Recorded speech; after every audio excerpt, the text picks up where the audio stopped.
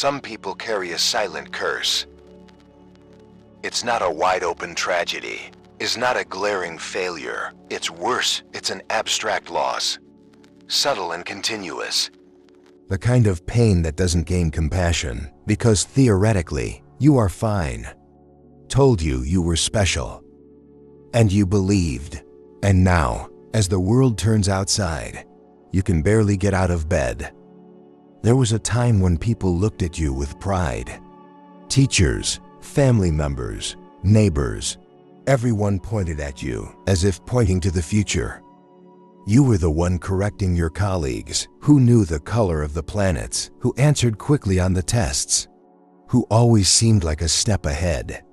But nobody prepared you for the day it would stop caring. Little by little, the praise turned to us.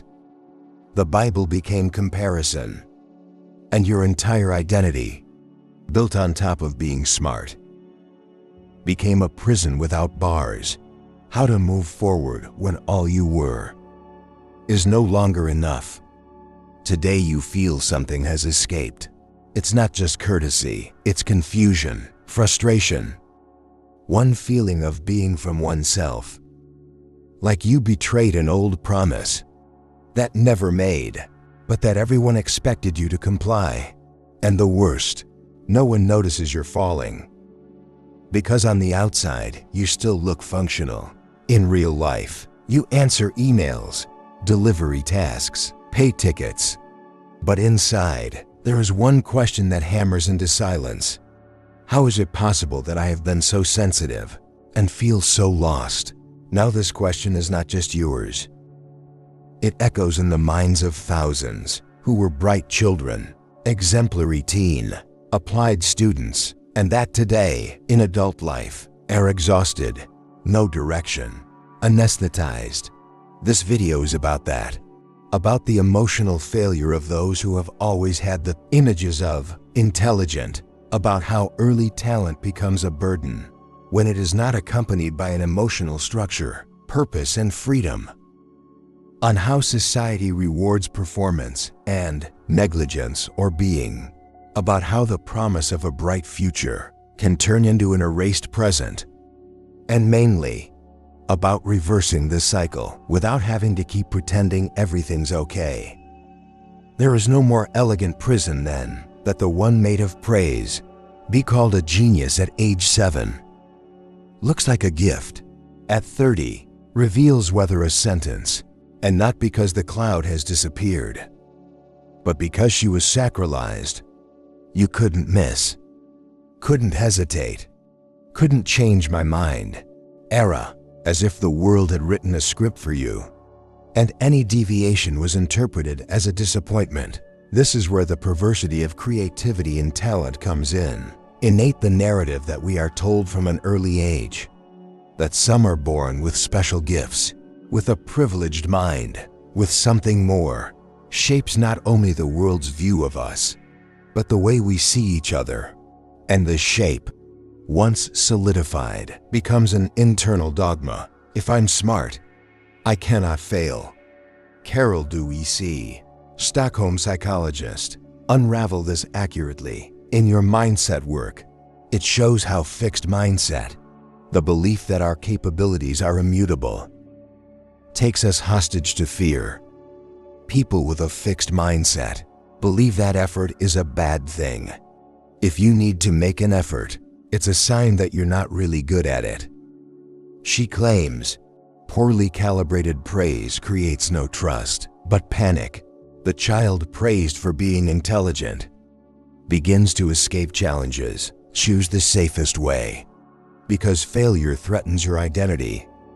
And when it happens over the years, talent becomes a disguise of insecurity. See Raskolnikov, defense of Dostoevsky in Crime and Punishment. Bright cold, rational, convinced that his mind made him superior, commits a logical crime. But what has collapsed in your soul is not moral guilt, is the collapse of the image he had of himself. He thought he was too special to feel remorse, but felt, and it destroyed everything. Raskolnikov did not fail. because he wasn't smart enough. He failed because he was hostage to a fixed idea about himself. How many adults today experience this same paradox? Has diplomas, technical domain, a head that works like 1,000, and yet they doubt themselves every step of the way. Because talent has taught them to win, but never falling, never to be remade, never to be imperfect. In everyday life, this is manifested in the details. The brilliant former student who hangs before a new, the girl who took 10 at everything. But today she cries in silence for not being able to ask for a raise. The guy who read Sartre at 16 and today can't read an email without feeling anxiety are all victims of the same trap, confused skill with identity. And this is where we need to be radical. Faith is not a divine gift, not a fixed title, is a tool, a muscle, and like any muscle, can atrophy if not used freely. And not afraid. As Knight wrote, what makes us great is not talent, but the ability to bear attention, to become what we are not yet. In this chapter, what we do is this. We the farce of genius, early as a destiny, and expose your true face. A reasonable construction, powered by oxygen, molded by praise, and destroyed by the silence of adult life. And if talent was just the starting point, and if your true strength is right in, don't have to be the smart kid to be whole. This is the first step to getting out of prison. There is one factory where millions of minds walk in with tears in their eyes and come out mechanized, anxious voids. It's called school. And no, this is not anti-intellectual discourse. This is a structural critique, the way the molecule was molded under an industrial mold. The school was not designed to form full humans, was made to form useful parts. She didn't ask you who you were. She taught you how to work even. Elite, in your prophetic society without schools, already denounced this model as a form of mental colonization. He said, the school confuses process with substance. It values schooling above education. In other words, she teaches the act of responding well, and not that of thinking deeply. The smart child in this environment is conditioned to performance, and the more she performs, but she distances herself, because there is no room for error, to the void, not to know. Everything needs to be right, fast, efficient. Paulo Freire, the great Brazilian educator, call it classical education. The student like an empty safe, to be filled by content, never is someone to be discovered. And what is the psychological effect of this? Is subtle, is devastating. You learn to measure your own value based on notes, awards, approvals. Learn that adult love is conditioned to your ability to get it right. And when this phase passes, you get the echo, as an addiction to validation. One day the world stops giving you proof, and you don't know what else to do, because no one taught you to live, only to obey. See Gregor Samsa in Metamorphosis of Kafka. An ordinary subject, dedicated, who one day wakes up turned into an insect. The family that until then depended on him rejects, because your value was tied to your function. When he stops serving, ceases to deserve affection. The same goes for so many young adults who, to lose the brilliant performance of youth, feel like useless insects. Disappointing, subhumans, and the system feeds it. Brightness is standardized. Ratings are comparative. Intelligence is discouraged. Introspection is ignored. Philosophical thinking is treated as a waste of time, and success is measured by external metrics. Entrance exam, salary, productivity. It's not about saying the study doesn't matter. Matters. but the way we teach who we are from it is rotten. At school, you never learn to deal with frustration. Never learn to fail without hating yourself. Never learn to make sense out of performance. And now adult, you carry the anxiety of not knowing if you are doing well. As Simone Viola said, the school is the training ground for attention. But we forget to teach where it must be directed. Maybe the problem isn't you being lost. Maybe the problem is who taught you the wrong way and more convinced you that this was the only way. But there are other ways to live, other ways of knowing. And the true awakening starts when you turn off the school autopilot and start listening to your own mind without fear of the answer. The most perverse tragedy is not failure, it's emptying. And he doesn't come with sirens, but with the routine, with the feeling that every effort seems limitless, with a low voice that whispers, it doesn't make sense anymore, with the days that pass without presence, no desire, soulless. This is the collapse of the adult prodigy. No because he lost faith, but because it got lost inside it. It's easy to recognize a falling body. It is difficult to identify a mind that gives in, silently the absence of purpose. Viktor Frankl, sobrevivente of concentration camps and father of logotherapy, wrote, "When life loses its meaning, suffering becomes unbearable." And he didn't talk about the physical suffering, talked about the other, the invisible, that of the soul that no longer sees why get out of bed. At the bottom, many of those who were called geniuses became hostages to an inner labyrinth. And the center of this maze is the following: if everything I was depended on my performance, what's left of me when I don't perform anymore? This is where imposter syndrome arises. You don't feel like a donkey. You feel fraud. As if at any time, someone would find out that angle wasn't real. That your profession was a trained child trick and not an authentic essence. And this fear contaminates everything. The relationships, the work, to self-esteem. How many we don't know like that? The genius programmer that hangs in meetings for fear of looking insecure. The bright flashlight who changes his projects to please the boss, even knowing they were better before. The student who spent his time in medicine with praise, but lives in a panic of not living up to its own fame. They are not in crisis because they are weak, are in crisis because they could never be human. See Hamlet of Shakespeare, educated prince, eloquent, complex, and yet paralyzed by doubt, guilt, and acute self-awareness. Hamlet thinks too much, suffers too much, seeks too much meaning in one world that demands action, no introspection. He's the portrait of the hyper young man, too smart to act lightly, stuck in your own mind. And the real world treats these people like difficult, anxious, Ed. But it's just people, too smart to live without a why. And no one ever taught them to find him.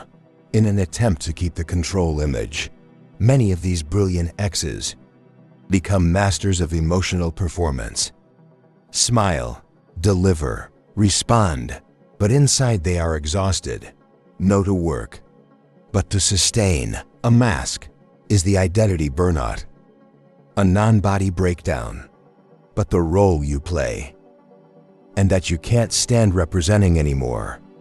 So, the failure they fear is not financial, nor technical, is existential, is to wake up one day and feel like there's no more connection between who you are and what do you do, is to succeed in the eyes of the world and yet want to disappear as alerted pool. The real philosophical problem is suicide. Because when life loses coherence, until moving on becomes a question and not a certainty. But maybe this fall, that seems tragic, be a crossing. the beginning of something new. Because the end of the illusion is also the beginning of authenticity, and it can be liberating. The tipping point rarely comes with fanfare. Sometimes he announces himself in a terrible tiredness, in the internal refusal to follow in the automatic, in silent disgust with one's own routine. It is at this exact point that some sink, but others stop, think, and begin. Maybe for the first time, wondering, and if the path I follow is not mine. This is the beginning of the rewriting. Rewriting the character itself is an act of subversion, because it means, inevitably, disobey expectations, break narratives that have been imposed on you as truths, give up the comfort of being recognized for something that no longer represents you. Arthur Schopenhauer already said, "Fate shuffles the cards and we play." But no one makes you play the game like him. It was proposed. There is always a moment, for subtler, where you can choose to leave the table, play another game, create a new board. But it requires a break. And the first rupture is internal, is to accept that smart boy, maybe it wasn't you, but only a functional version, built to please, win, perform, is to look with compassion at this past and say, "Thank you for protecting me, but now I'm alone." This process is reminiscent of Stephen Dallow's journey in Portrait of the Artist when he was young, by James Joyce. Stephen is a brilliant student, pressured by religion, homeland, and family. But at some point, he chooses exile, not out of cowardice, more for lucidity.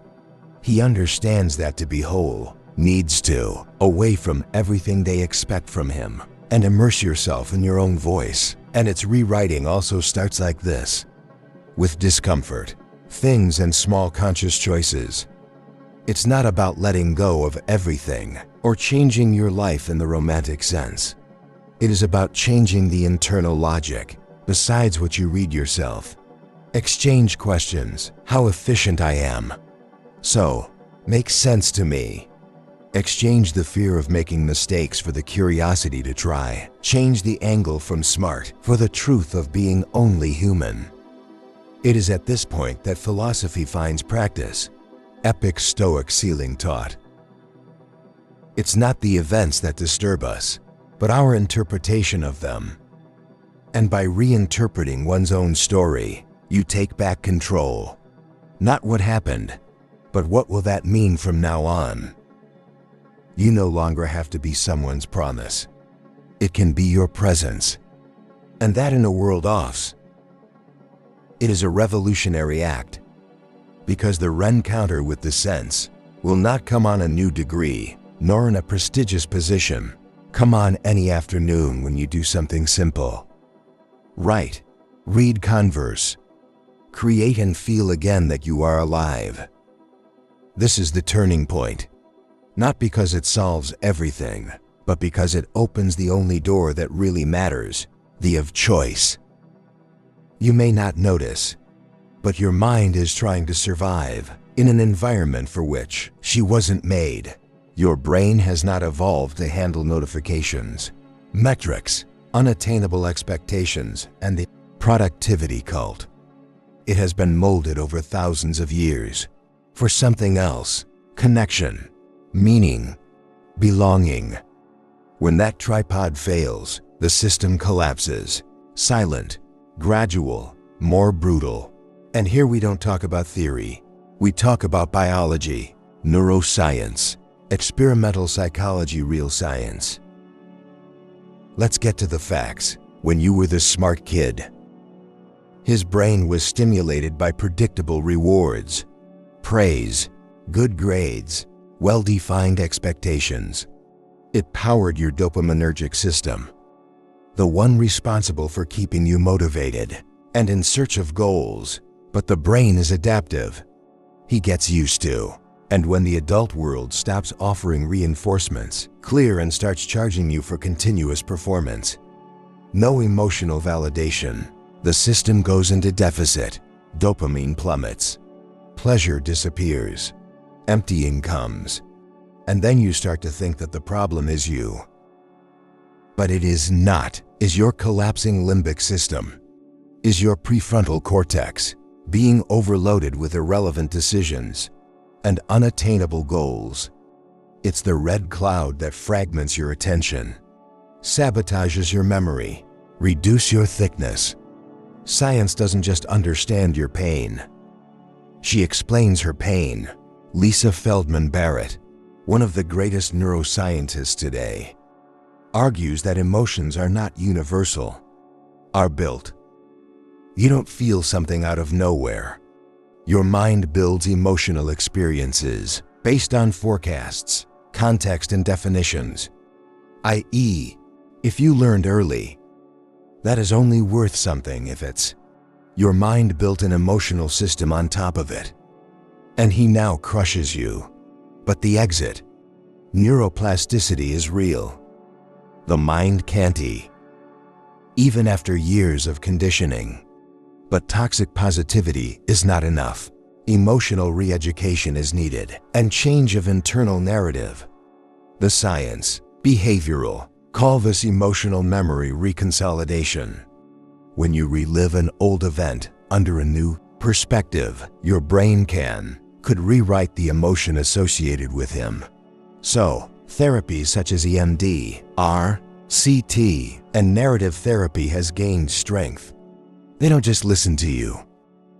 They restructure your emotional architecture, and here everything fits. The smart boy who got lost. Maybe you're just trying to remember what it's like to live without having to prove anything. See Raskolnikov in Crime and Punishment of Dostoevsky. Bright defeats self. Until it sinks into uncontrollable guilt, your rebirth happens not out of genius, but for humanity. By recognizing one's weakness, for letting it touch, for compassion, for the simplicity of a prostitute Sonia's love. It is in this collapse of cold reason that he finally becomes a real man. So it is with you. Science says you can change. Philosophy says you must question. And life says you need to feel. In the end, maybe you won't try to get back to being this smart kid, but of finally becoming a conscious adult who thinks, feels wrong, rebuilds, who doesn't live to be exceptional, but to be whole.